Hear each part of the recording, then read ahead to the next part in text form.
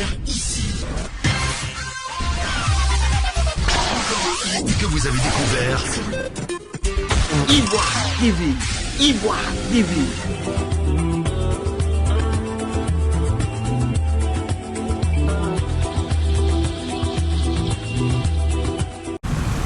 Bonjour à tous et à toutes et bienvenue à Si vous étiez en face de votre magazine consacré à l'actualité nationale et aux questions de développement local. Le droit à la santé est un droit fondamental pour tout citoyen. Mais en Côte d'Ivoire, le système sanitaire ne rassure pas l'ensemble des populations malgré les efforts du gouvernement. Une situation qui provoque souvent des grognes et des critiques acerbes envers le gouvernement ivoirien et le personnel de santé. Dans ce magazine, nous vous posons la question de savoir si vous étiez en face du ministre de la Santé et de l'Hygiène publique, que lui diriez-vous? Le micro est à vous.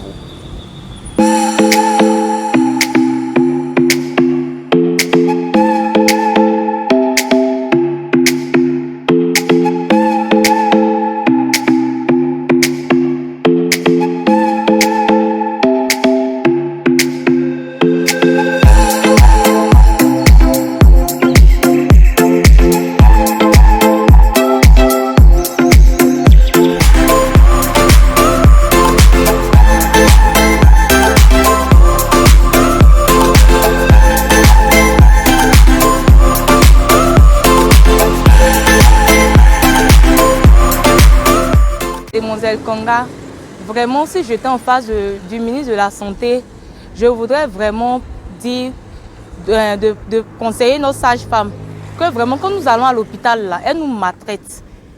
Elles ne s'occupent pas bien de nous. Vraiment ça fait que nous-mêmes là, on est dérangés. Quand c'est comme ça, il y a beaucoup de pertes. Donc c'est ce que je voudrais dire au ministre de la Santé.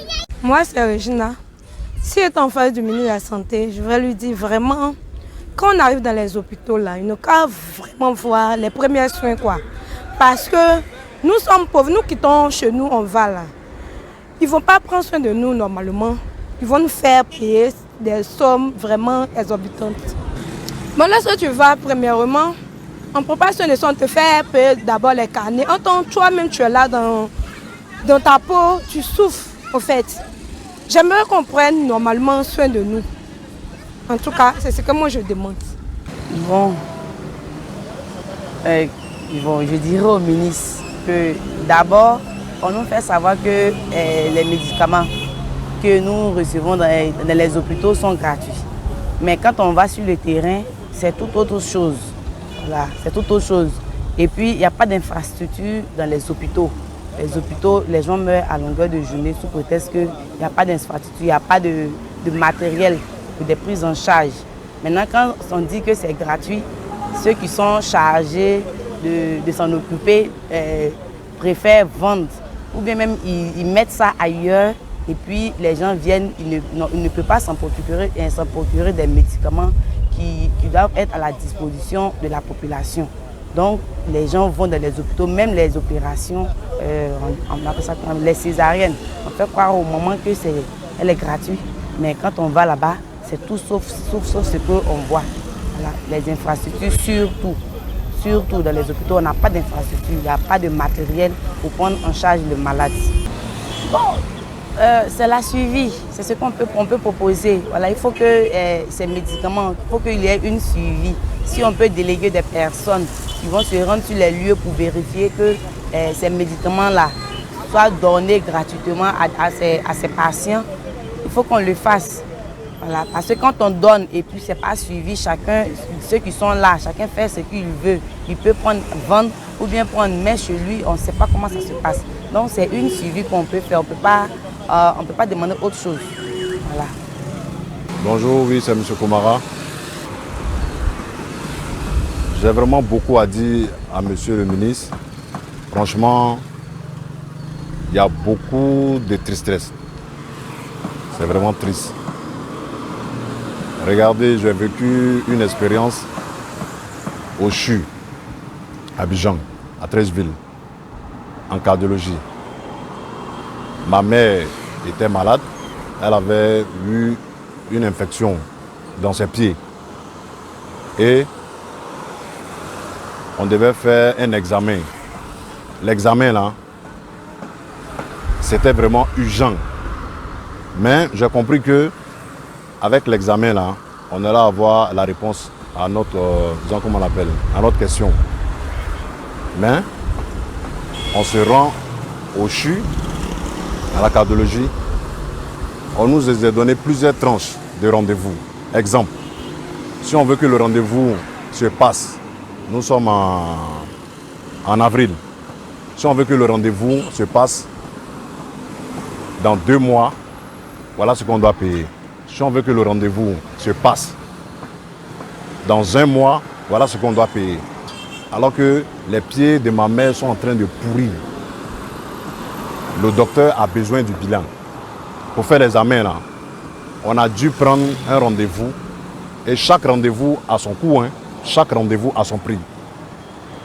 Pendant ce temps, les pieds de ma mère sont en train de pourrir. Il y a une longue liste. Ce n'est pas hors d'arriver.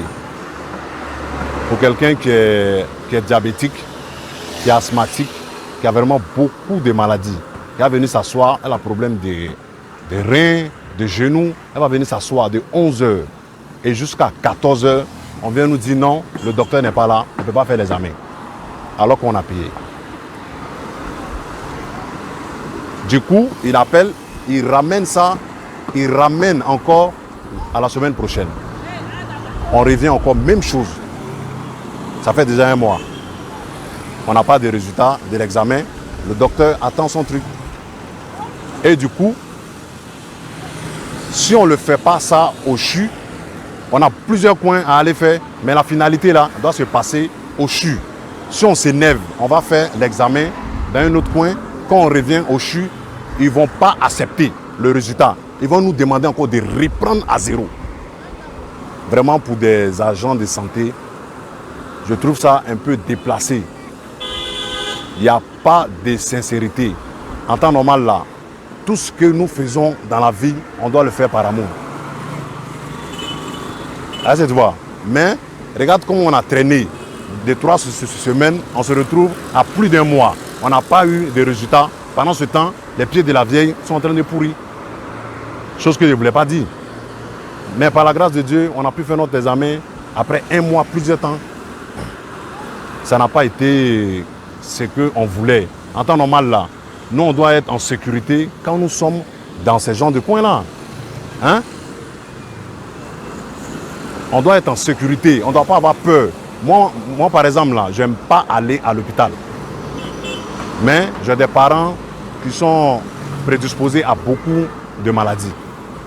À chaque fois, quand on se rend, chacun fait son petit cinéma. Vraiment, il doit avoir beaucoup d'assistance auprès de ces docteurs, si je peux dire, parce que vraiment, ce n'est pas le cas. Ce n'est pas du tout le cas. Comme je n'ai pas beaucoup de temps, je m'en vais même à l'hôpital, j'ai mon rendez-vous chez mon dentiste. Mais du coup, en face du monsieur le ministre, j'aurais tellement à dire, parce que moi, en face des autorités, j'aime bien m'exprimer. Parce qu'ils sont là pour moi et ils sont là pour nous. Je n'ai pas de honte à exprimer quoi que ce soit devant monsieur le ministre. Je vous remercie. Oui, moi c'est Kwadjo Jacques. Si je suis en face du ministre de la Santé, qu'il aura une occasion, je lui dirai de mettre de l'ordre à la santé.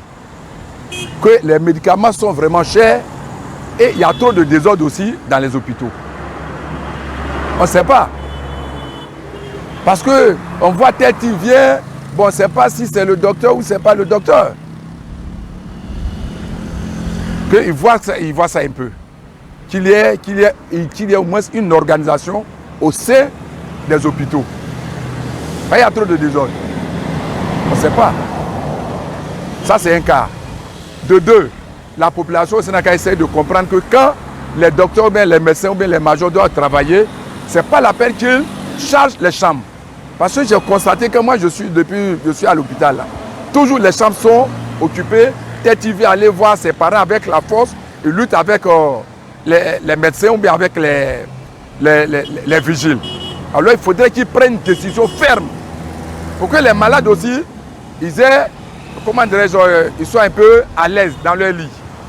Ce n'est pas le bonne guérison qui guérit, comment dirais-je, les malades. C'est les médicaments. Il y a une heure pour ça. Que le ministre de la Santé puisse voir ça. Et qu'ils appliquent les lois pour que nous avancions. Si on n'applique pas, c'est les lois qui font avancer un pays. Et c'est les lois qui font avancer un service. Et le respect, l'organisation. Si le service n'est pas organisé, nous ne pouvons pas avancer. C'est toujours du désordre. Ceux qui disent qu'ils prennent une décision, il faudrait que cette décision soit maintenue. Quelle que soit ta classe, personne n'est au-dessus de la loi. Il faudrait que nous respectons. C'est ce que je peux dire quand je suis en face des choses, monsieur le ministre de la Santé. Foi Edwige, épouse Diallo, éducatrice. Si j'étais en face du ministre de la Santé, je lui aurais demandé d'aller faire un tour au CHU de Boaké. Parce que au CHU de Boaké, il y a beaucoup de choses qui se passent. Je veux d'abord commencer par le service de néonatal. Là-bas, il y a un vrai problème. Les mères qui ont leurs enfants admis là-bas, n'ont pas d'abri. Elles sont logées à la Belle Étoile pour aller s'occuper de leurs enfants chaque 4 heures du matin. C'est vraiment un peu compliqué. Et là-bas, encore, chaque jour que vous faites là-bas, le temps que vous allez faire, chaque nuit, vous allez acheter des médicaments que les sages-femmes et les AS vendent elles-mêmes. Elles ont ça en poche et qu'elles vous vendent tous les jours que vous faites là-bas. Et j'ai remarqué aussi qu'il y a les bêtes. Là où les enfants dorment, dans les couveuses, il y a les bêtes. Je ne sais pas si on appelle ça chic ou bien quoi, mais il y a les bêtes là à l'intérieur. J'ai même fait la remarque à la sage que j'ai trouvée ce jour-là. En plus de cela, les enfants sont superposés. Il y a souvent des enfants qui ont des différentes maladies. Ils n'ont pas tous la même maladie, mais souvent on les loge ensemble dans la même couveuse. Et ça, c'est une situation grave. J'ai vu un enfant qui avait une maladie qui était totalement jaune, qu'ils ont installé dans la même couveuse avec un autre et qui est mort. Ces choses-là sont déplorables. Hormis ça, il y a les problèmes de latrines. C'est difficile quand vous avez un besoin pressant là-bas. Il n'y a pas de lieu propre pour se soulager. Vous êtes obligé d'aller dans les WC publics qui sont installés là-bas. Et si vous n'avez pas l'argent sur vous, alors peut-être que vous allez le faire sur vous. Il y a aussi un autre problème au niveau de la maternité. J'ai accompagné ma fille là-bas une année. Nous sommes allés à midi. L'enfant a accouché aux environs de 13-14 heures. Mais personne n'est sorti pour me dire que l'enfant avait accouché parce qu'elles exigeaient que je leur donne l'argent pour aider l'enfant à accoucher. Parce qu'elles m'ont dit que l'enfant avait des difficultés pour accoucher, qu'elle était immature, son bassin était immature, donc elles voulaient l'aider. Elles m'ont demandé une somme de 50 000 francs que je n'avais pas. Donc j'ai commencé à négocier. Je suis même allée voir le mari d'une de mes amies qui travaillait là-bas au CHU pour lui expliquer la situation. Et ça a dégénéré. Les femmes ont commencé à dire que je suis allée voir leur chef hiérarchique pour les vendre entre griffes. Bon, il y a ce genre de choses, c'est pratique. Un enfant qui accouche à 14 heures et nous sommes restés là-bas toute la nuit. C'est le lendemain qu'on nous a libérés parce que je ne savais pas encore, j'étais dans l'incertitude. Je ne savais pas si l'enfant avait accouché ou pas. C'est tard dans la nuit qu'on est venu me dire maintenant que l'enfant avait accouché. Et quand je lui ai demandé, elle m'a dit qu'elle avait accouché depuis 14 heures et que les gens avaient même refusé de la coudre parce qu'on les avait dénoncés. Donc voilà un peu, entre autres, ce que j'ai à dire sur le CHU de Boaké. Vous avez découvert ici. Que vous avez découvert Ivoire TV. Ivoire TV.